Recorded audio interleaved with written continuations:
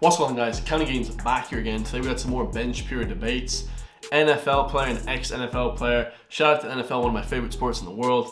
So this is called ex-NFL player goes toe-to-toe against bench SHAPIRO, one of the most controversial people in America. Let's get to it, man. Make sure to hit that subscribe button. Check out my Patreon, all that good stuff. And let's go. What's up with you? How's it going, dude? Yeah, I'm doing all right.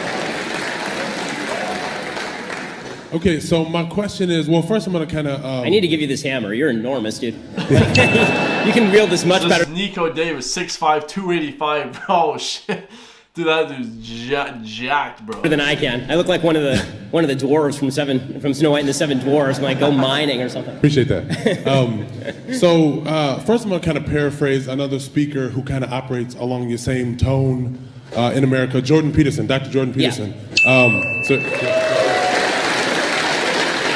A lot of people love Peterson. So one of the things that he often talks about is at the basis or the premise of the ongoing debate between conservatism versus liberalism is that at the basis of each, conservatism is like the protection of the hierarchy, whereas on the liberal side it's more so the protection and promotion of egalitarianism. And so my question to you is, one thing that he makes clear is that both sides are necessary for or are ideal in a country that moves forward at a fast pace as the United States has done. And so my question to you is, it seems as though you have you have such a hostility towards liberals and leftists, whereas I don't often hear you at all say that there's anything that you can learn from their side. In his book, 12 Rules of Life, one of the chapters is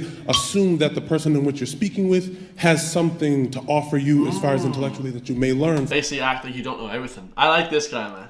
This guy. So my question to you is, I guess, what is your position? Like, do you feel as though a liberal, or obviously a liberal, but liberals in general or leftists in general have anything to bring to the table from an ideology standpoint or intellectually? I mean, passion for change is obviously, it can be a good thing when directed in the proper channels. As you say, the left's focus on egalitarianism is good so long as it is focused on the equal application of rights, not on the false attempts to override biology and natural hierarchies. So I think Jordan would agree with me on the idea that if you butt up against a natural hierarchy, or if you butt up against natural differences, because I don't think every difference is a hierarchy. Right, so what he's trying to say is, like, there's things you can get from the left and the right, but when they start to infringe on natural, people think that things that are pretty much, everyone knows there's only two genders, things like that, so... If you butt up against natural difference, you butt up against reality. Trying to override reality with artificial equality is going to be a giant failure and can, as Jordan would say, murder millions in the process, right? That's what Jordan thinks communism was basically there are differences between human beings. Failure to respect those differences is what, in the name of equality, is what leads to the gulags. So while Jordan is, I think he's a little bit less robust in the language that he uses with regard to the left. He's just as anti-left with regard to the focus on hardcore egalitarianism, where the left, so I do think, and I do make a distinction between, as I've said, liberals and the left. Leftism, sure. The left is a far more censorious force. They want to censor a lot more. They're a lot more tyrannical. They want to control a lot more from the top. People who are liberals, who are arguing over the proper scope of government in particular areas, I think there's plenty to learn, and I think that you can have fulsome exchanges about the nature of what sort of social welfare state can be supported or is appropriate. And you can have a data exchange on that sort of thing. Where you can't really have an exchange is when you're running up against, is when people are falsifying the facts, as they are when they say that men and women are exactly the same, for example. So I appreciate the critique, and I'll try to take that to heart. Yeah, so he's basically saying, you shouldn't be just really quick to dismiss everybody. I like that guy, man. What's his name? Nick something, or... you shouldn't be so quick to dismiss everybody. That there should be a sort of a give and take, right? So, Alex Davis or something. There should be kind of a give and take. It shouldn't be just completely dismissed just because you assume someone's left wing, right wing, center, whatever the case may be. If you're politically whatever, it's kind of the same way. I kind of try and break it down to its most basic form for my viewers and for myself mainly. Is that, like, if you see a skinny guy, are they able to bring something to the table with working out? If you see a big jack dude, not me, But if you see a 300-pound like that guy, Jack, dude, working out, does he know automatically more than a guy who's like a scientist and like really knows a lot about exercise nutrition and exercise philosophy? I'll just say philosophy, whatever the other word is. Does he know a lot about exercise, how to build muscle, hypertrophy, all these different things? Does he know how to do those things because he's skinny? Chances are, yeah, he probably knows just as much as the big jacked guy, but not put it into just doesn't implement it, or just doesn't have the time or the resources or what have you, right?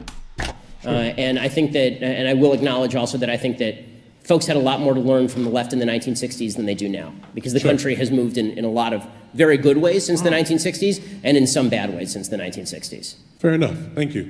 Thanks a lot.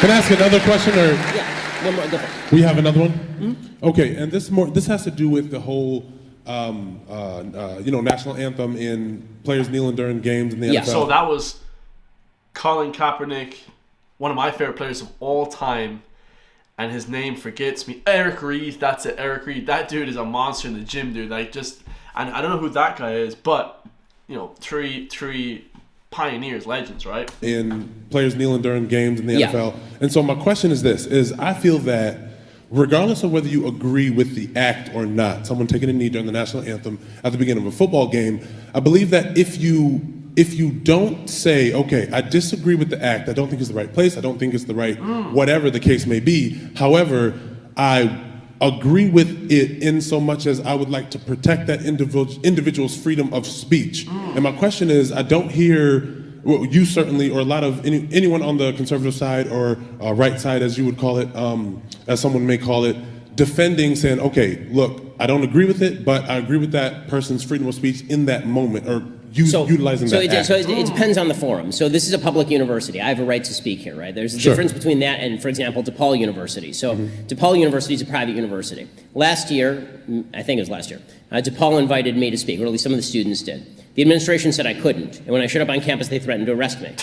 I didn't sue the university because they have a right to do that. I think they're wrong, I think they're foolish, but they have a right to do that. Okay. So Colin Kaepernick does not have the right to kneel on the sidelines of a private NFL event. If he wants to kneel in a park, he's more than welcome to do so. According to who, he doesn't have the right? Well, he doesn't have the legal right. He can't sue the NFL to force them to... Oh, sure, he can't sue the NFL, certainly. So that's the distinction that I'm making. When it comes, like, if Colin Kaepernick were to come here, like right here, and like after the event that we haven't organized, he wants to kneel on the stage all day long, that's totally fine. It's a public university, he can do what he wants. So time, place, and manner restrictions are a thing, and so is private versus public. So I'll defend Colin Kaepernick's right to say whatever the hell he wants in any public area, so long as he's not violating the rights of private property owners to control their property, because they do have rights. Like, he couldn't come into my living room and just kneel on the floor.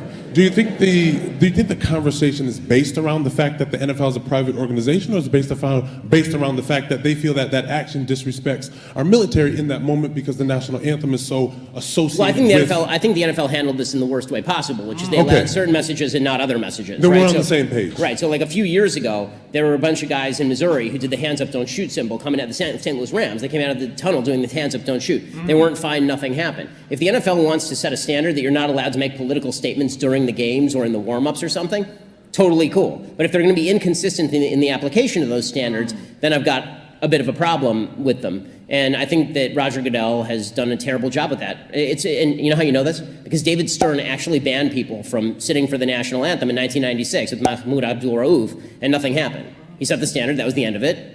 If you want to go protest, don't protest here, go protest somewhere else, and nobody cared.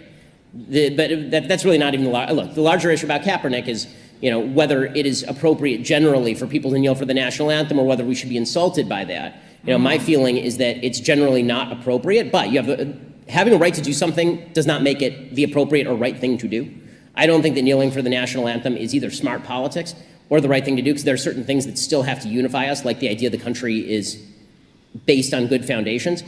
And if he wanted to kneel for the national anthem outside a police station, I think that would be a lot more useful for his supposed cause than taking millions and millions. Because like when he does it on TV, it's a lot more eyes, right? You can get a lot more coverage of it, right? Millions of dollars of contracts from Nike to pretend to be a social justice warrior. I'm very skeptical of Colin Kaepernick. I think there are a lot of people who actually care about these issues and have studied the issues and don't wear socks with pictures of cops as pigs on them. Yeah, just want to say thank you, and I agree that if that was going to happen, Colin Kaepernick may not have been the best proponent, the best individual to make that stand in that situation. Thanks. Well, a I lot, appreciate it. Ben. Thank you so much for coming. That was really good. So yeah, it's interesting to me. My take on that is, it's interesting to me. He was basically trying to say the legality of it versus what they try to push the movement as. He was obviously standing up for, black rights and stuff like that, Kaepernick. And I like, Kaepernick and Eric Reed. But, then Ben Shapiro and the other people were trying to say it wasn't an appropriate place for, he was trying to do that because there's a lot of eyes, guys. He could get a lot of traction. So there's no real, you can't really blame them for doing that. But a lot of people hated him. They try to twist the words and make it a different kind of issue. But yeah, tell me what you guys think in the comments down below. Do you guys agree with Kaepernick, Ben Shapiro, or my man here, I can't remember his name, Nico Davis, Kansas City Chiefs. Shout out to Chiefs, baby. Absolutely legendary, man. Ben Shapiro, controversial as always, man. I love you all, and I'll see you guys in the next one. Peace.